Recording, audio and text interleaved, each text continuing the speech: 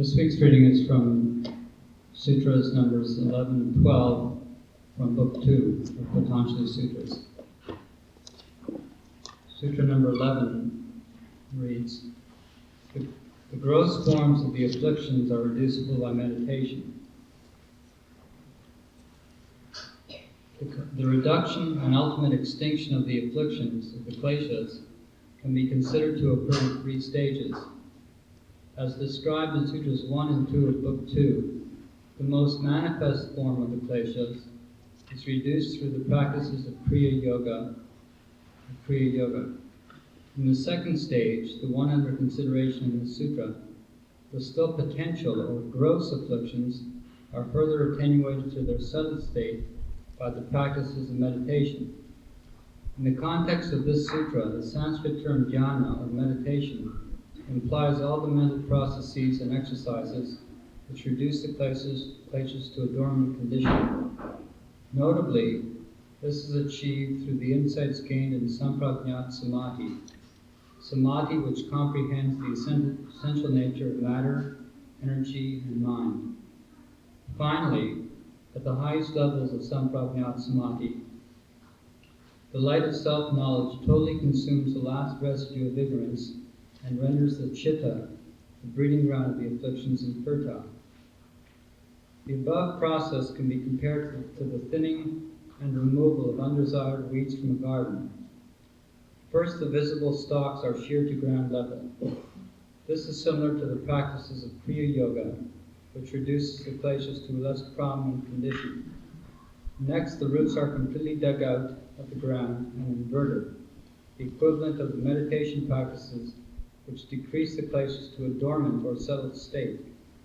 Finally, the severed and uprooted weeds are dried up by the heat of the sun until they are totally desiccated and left unproductive. This is analogous to the roasting of the kleshas by the light of self-realization. In the weeding metaphor, it is obvious that cutting the weed stalks to ground level will not in itself kill the unwanted growth. Even removing the roots does not achieve final destruction. In order to ensure the complete and irreversible extinction of the weeds, the roots must be carefully inverted and totally dried up by the heat of the sun. So it is with the kleshas. The practices of Kriya Yoga and meditation reduce the gross forms of the afflictions to a finer condition, but it is only through self-realization that the subtle forms of the kleshas are totally eradicated. Because the final elimination of the kleshas is accomplished only in this last stage, Patanjali stresses this part of the threefold process by discussing it first in the preceding sutra, number 10.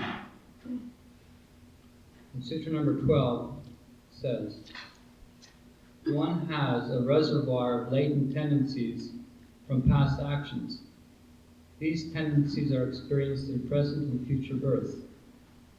The motivation for all thoughts, desires, and actions, collectively called karmas, is rooted in the five kleshas. It is because of the afflictions, the kleshas, that one is compelled to search for pleasures and comforts in all their various forms and avoid conditions and objects, etc., hostile to one's desires and attachments. Furthermore, the feelings and emotions associated with any action, whether they be pleasurable or otherwise, are stored in the chitta, the mind stuff, and when reinforced enough times, these become indelibly imprinted in the subconscious. These imprints, called samskaras, create patterns of behavior, the sum total of which we call one's nature or personality. According to yogic thought, these samskaras remain in the subtle body in the seed state even after physical death, and find expressions as innate instincts, urges, and general behavioral tendencies in subsequent incarnations. Thus, every individual comes into life with a storehouse of samskaras acquired from previous experiences in prior lifetimes. Since the samskaras eventually all fructify and manifest as actions, the collection of latent tendencies is known as karmashaya, a reservoir of karmas, or karma vasana, meaning desire for action. However, not all karmas find expression in a given lifespan. Certain karmas may be mutually exclusive, unable to fructify in the same life. For example, in the vast reservoir of the karmic storehouse, there may be female and male tendencies. Obviously, in a male incarnation, the childbearing instinct will of necessity remain latent. Some scars also require the right environmental circumstances to bear fruit. Therefore, the sutra speaks of latent tendencies bearing fruit in present or future birth, the time for fruition being dependent upon the intensity of the impression. Actions which are prompted by sattva guna, the force of purity, lead to the development of good karmas, such as higher knowledge, dharma or merit, dispassion, and powers. On the other hand, actions predicated by tamas guna, the quality of inertia, cause bad karmas, ignorance, demerit, etc. Karma shayas, storehouses of karma, which are rooted in meritorious deeds, give experience of the celestial nature, while karma shayas, which are based on demeritorious deeds, give experiences of a nature lower than man, such as animals, birds, etc. Human birth is the result of a mixture of good and bad deeds. All karmashayas, good, bad, and mixed, have their basis in the kleshas. If one is to ultimately transcend the relentless cycle of births called samsara, the kleshas must be attenuated and destroyed. When the afflictions are fully roasted through self-realization, the support of the karmashaya is withdrawn, and actions occur without ego or desire by the force of their own momentum. Just as the blades of a fan continue to circulate for a time, even after the power switch has been turned off, such desireless actions do not create new latent impressions. In this way, the actions performed by a realized being take place without volition and cause no new karmas.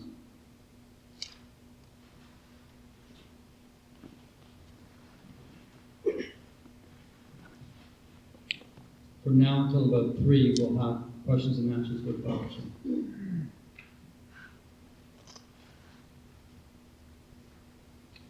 It said we take human birth and having collected good and bad samskara. What form were we in to collect this samskara to take human birth? What form were we in before this previous birth? Before human birth. Before human birth.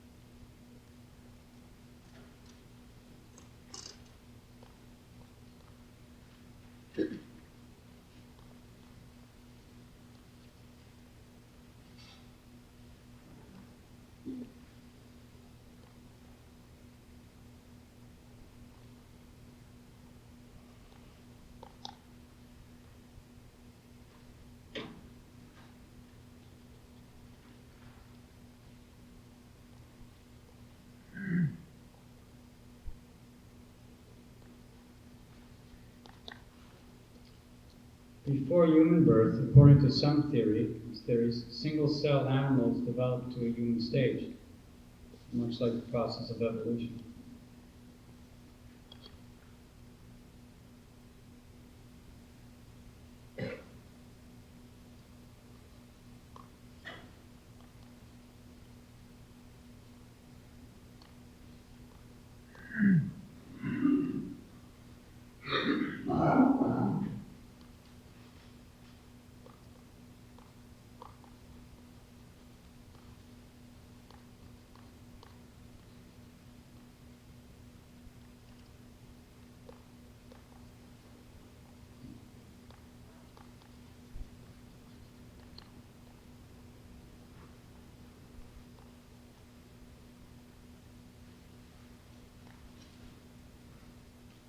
It's inferred that an individual in a human birth was a human in his previous birth because he has human samskaras.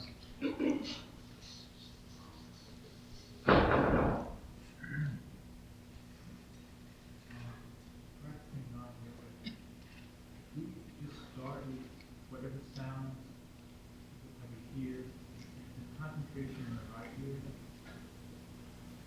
When we do the practice of Nad Yoga, or the yoga of listening to the internal sounds, do we start by listening to any sound that occurs within us? And should that sound be listened to the right side of the head?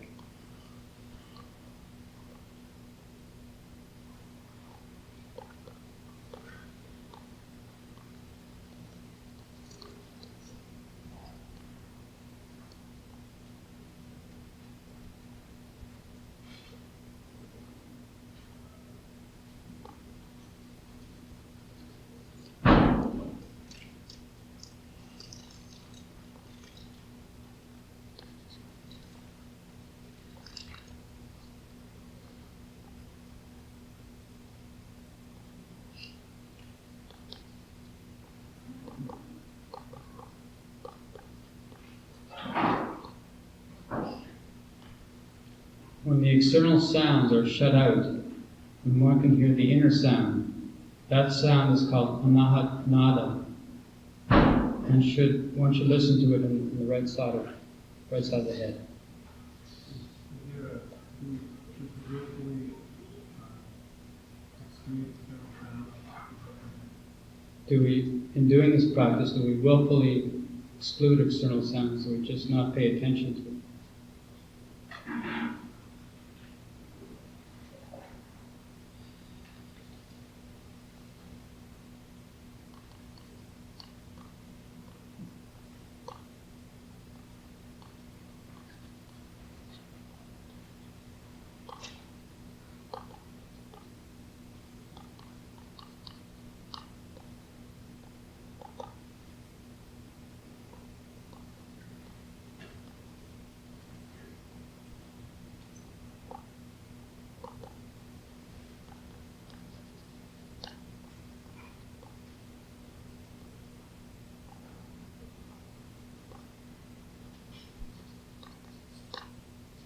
If one can train the mind not to pay attention to external sounds, that is best.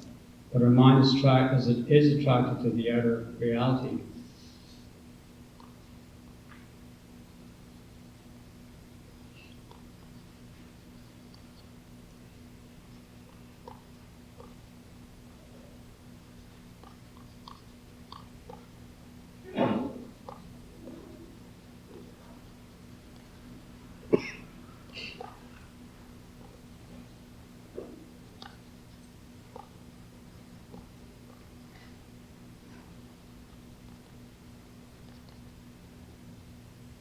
So we willfully try to stop the sound, the external sounds, by removing ourselves from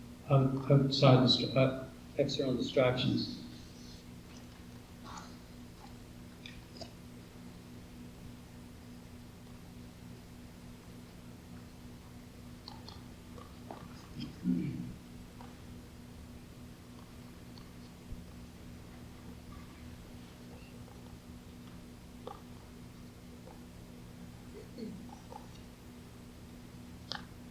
The same thing is also done by concentrating on outer sound.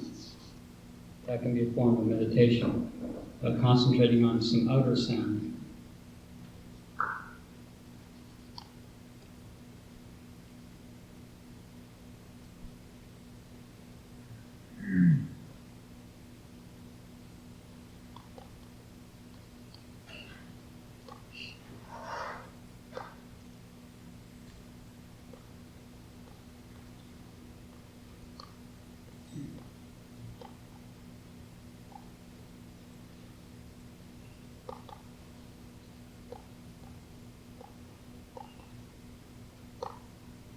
People use a bell and concentrate on that sound. In Tibet, this system was practiced.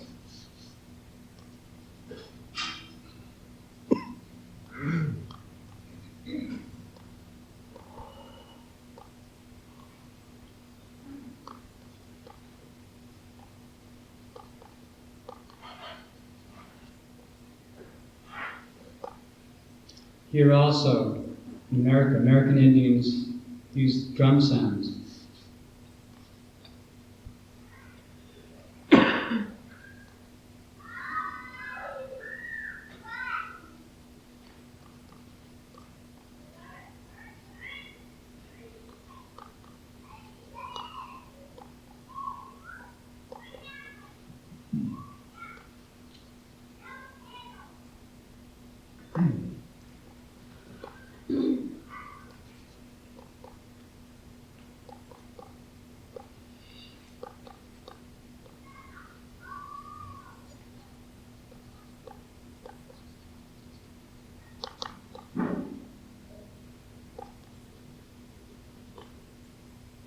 The Indians work during the day, and there's continuous drumming. Sound from the drums is continuous. A part of their mind is engaged in listening to that sound. I have the message here that the lights of a Chevy with license number WHS 499, your lights are on. It's a light green Chevy too. Yes?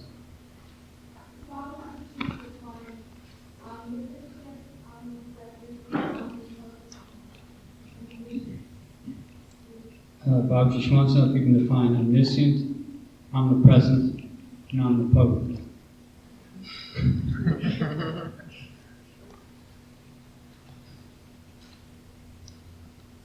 Who can?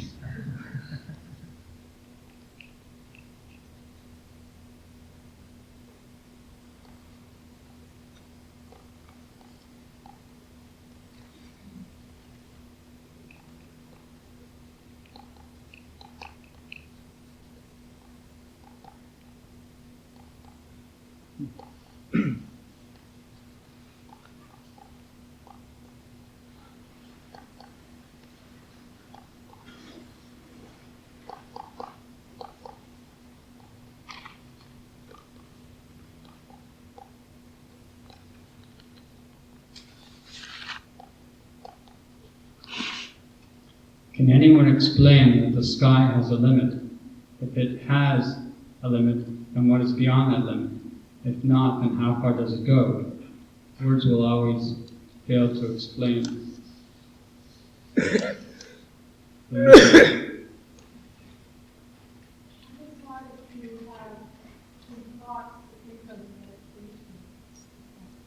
She just wanted to have some concept to use in meditation, even if the words don't quite achieve the explanation.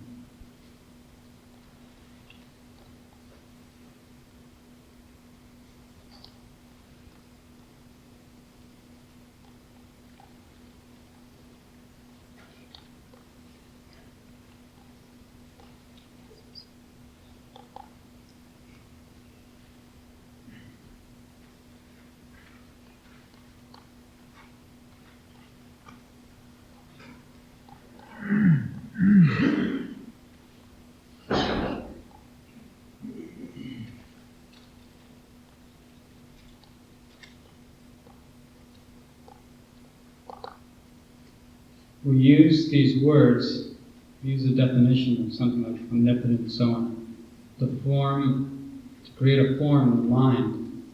Like by saying sky, a blue dome the idea of a blue dome comes to the mind. And one can meditate on that idea.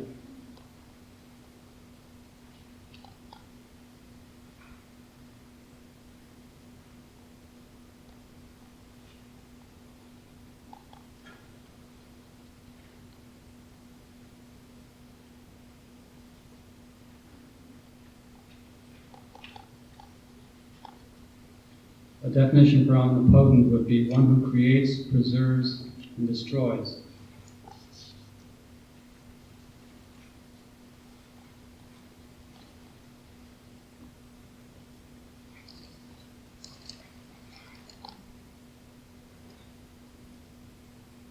But these are only words.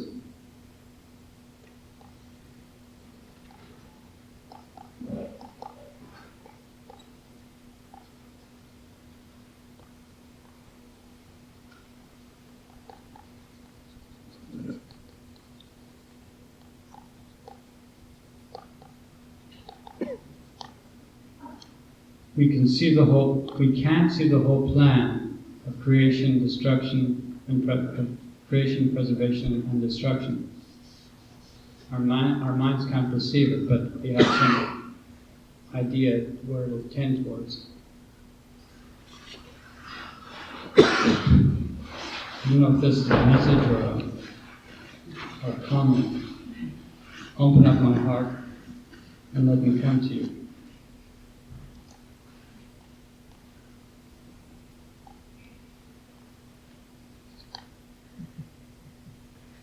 They just signed it. understand that the senses are not of the body, but that's in a dream. And one sees, hears, thinks, smells, and dreams. I don't know if you heard that again. Well, we usually think the senses are of the body, but that in our dreams, senses are functioning also, though they're in the awakened state. And so the reality of the senses, where the reality of the senses actually is. He would like to know, in the dream situation, you're still experiencing, in some form, you're experiencing, you're having subtle sense experiences. We'd like to know where the experiences of the senses reside, that they can be experienced in a dream. They reside in the mind, which is still active even in the dream state.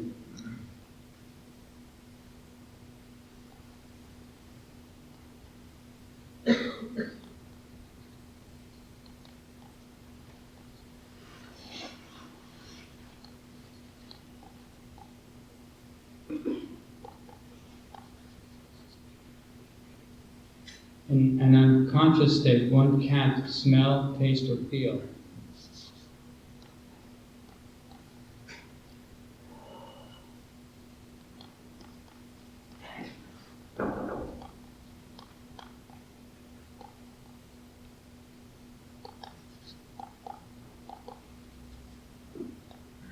In a dream state, the mind is conscious of the dream.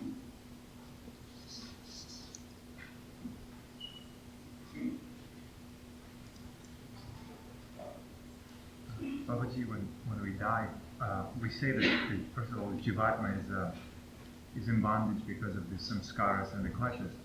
So when the body dies, do the kleshas and Jivatma separate?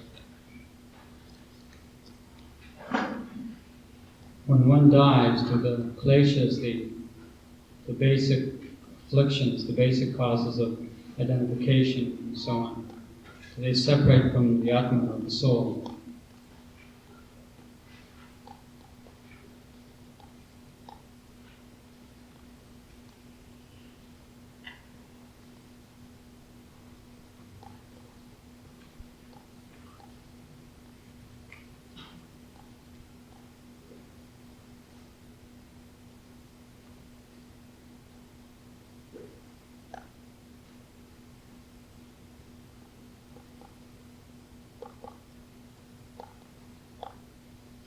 The kleshas are samskaras or imprints in the subtle body.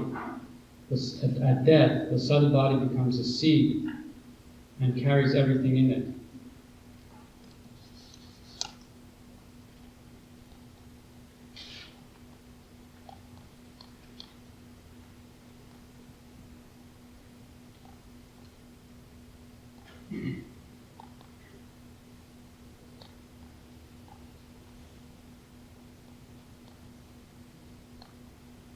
The jivatma, the individual soul, is not yet liberated from samskaras, from these imprints. Not even temporarily? Not even temporarily. At the time of death, it's not even momentarily liberated. I can understand it, where they get into seed form, but are they still with the Jivatma, even though there is no physical life?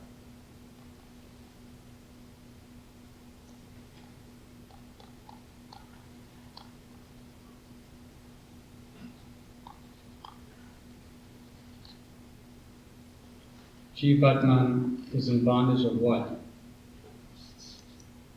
The kleshas, right? So it's still Jivatma until the time he gets liberated.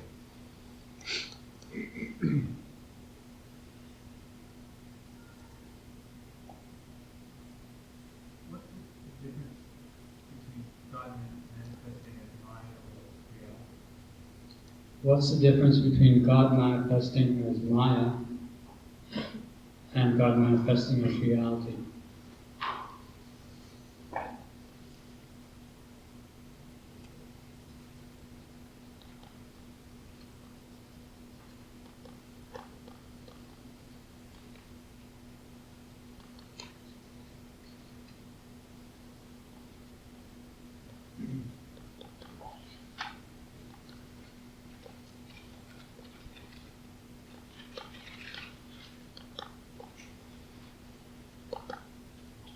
God manifesting as reality is God itself.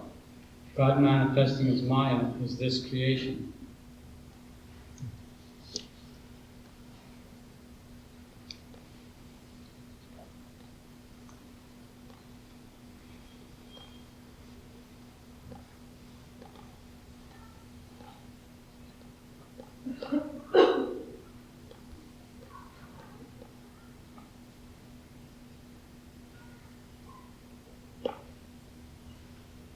God is eternal reality. Maya is eternal illusion. I'll answer all your questions. Yes? So if you can always stop that dream where you learn to know that there's a black cat. Is that where? What was the last part of the dream? Well, Baba there's a black cat in the dream, and another individual dream. You're going to a black cat. Baba, Babaji, and somebody else appeared as black cats. Yeah. She wants to know. She had a dream, and you and somebody else appeared as black cats in this dream. She wants to know if this dream is true.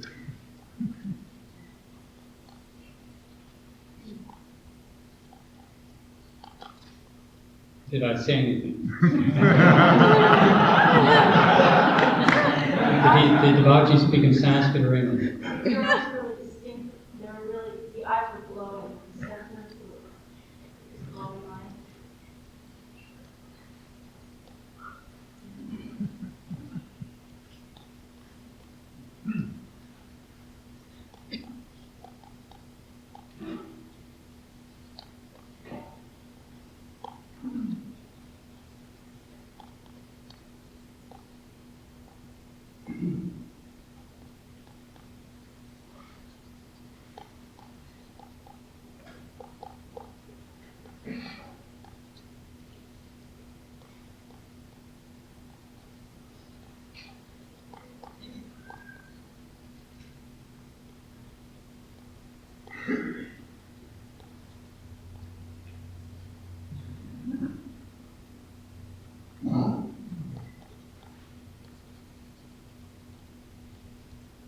There were two thoughts in her mind which created this dream.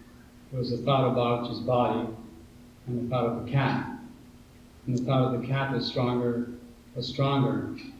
and therefore created the form of the cat and Babaji all mixed up together.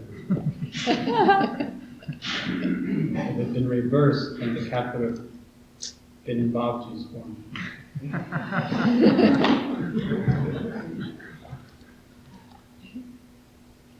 You were saying that God manifested as illusion. I understood that we are the ones who manifest mind. I don't understand what God manifests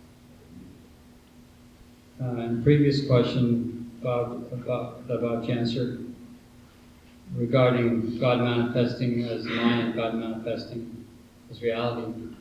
He thought that God does not manifest as illusion, but rather that we create the illusion.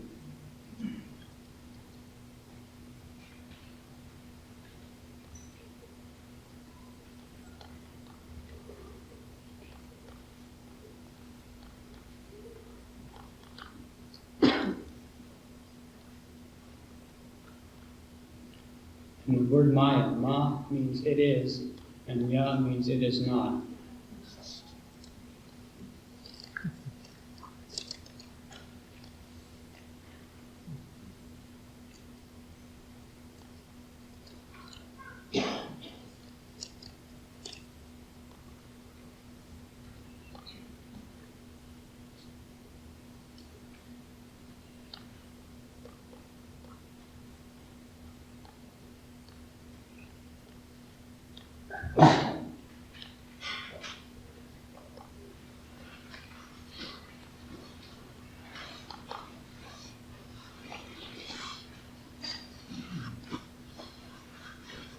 Because Maya can't be explained, so because it can't be explained, so it is named as Maya. The creation is Maya.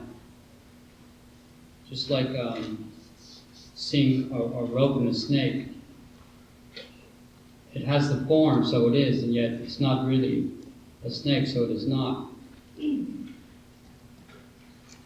Somebody had a question here.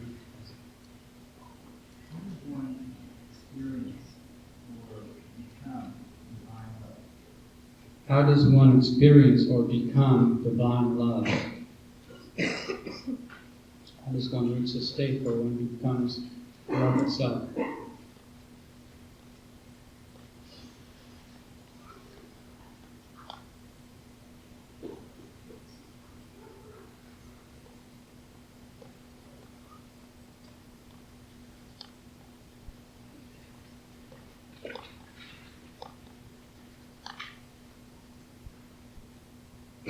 When the mind goes beyond all self-interest, then spontaneously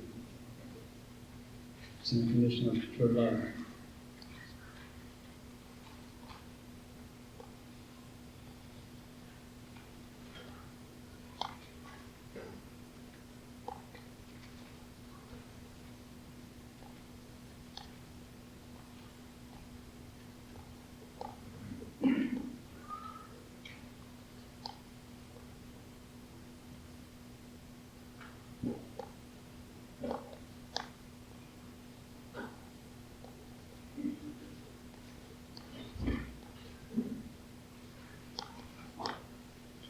We can say, I am experiencing divine love, but it is not the case as long as there is a subject-object duality.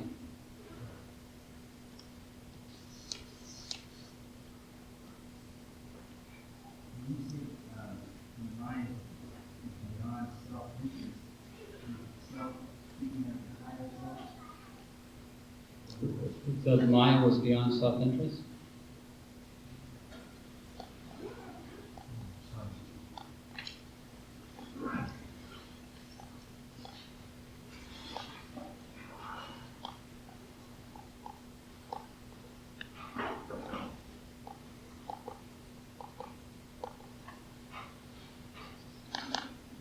Self-interest means the interest of the ego of the individual.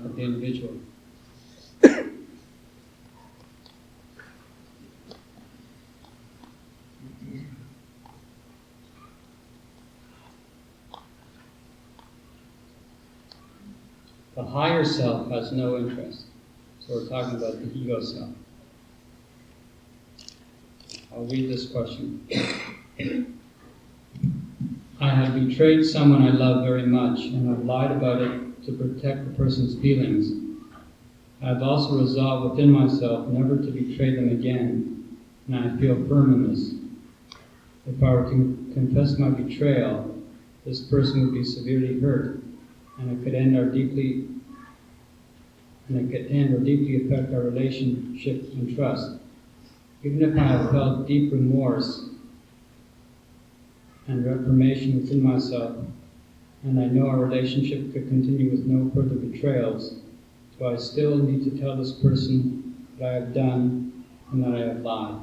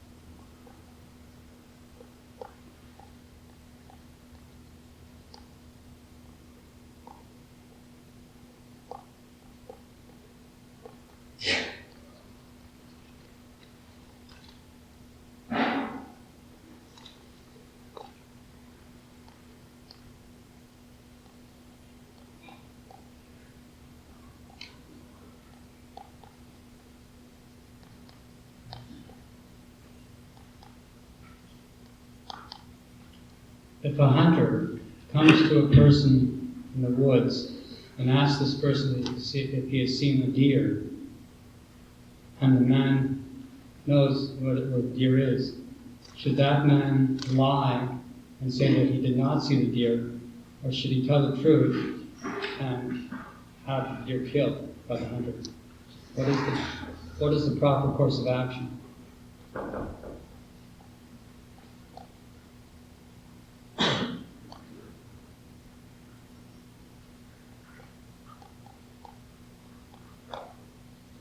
Non-violence is more important in that context than honesty.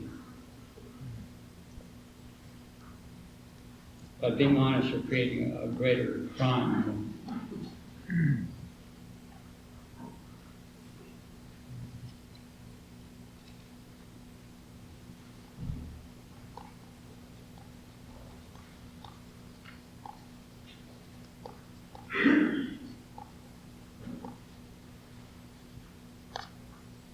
But your aim should be pure and not for cheating.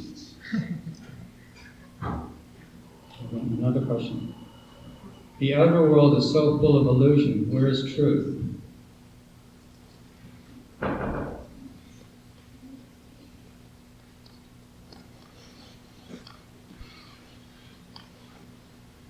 Truth is beyond the illusion.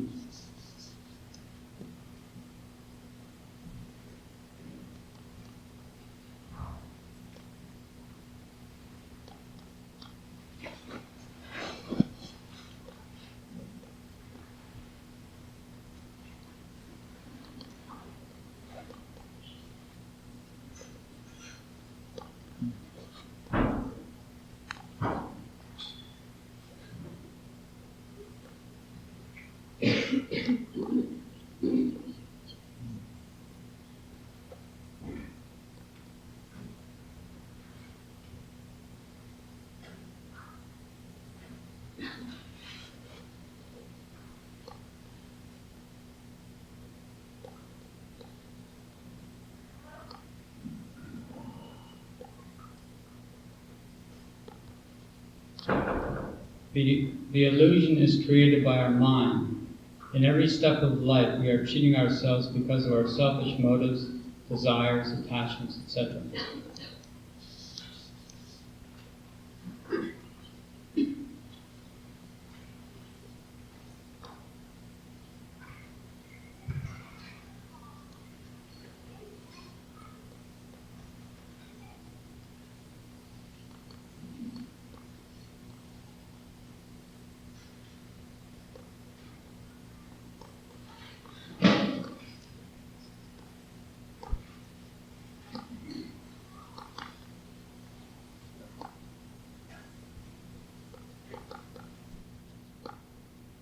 Move all those veils to one side and peek outside, then you will know what is there.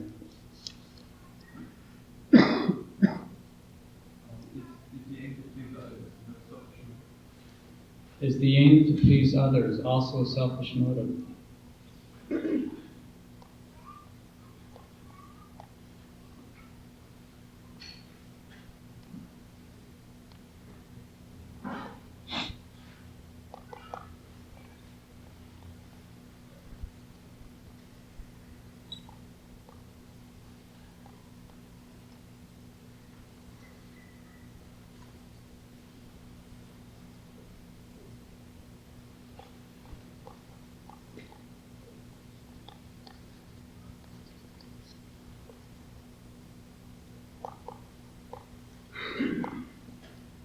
Yes, it is a selfish motive because you want to get some advantage by pleasing others.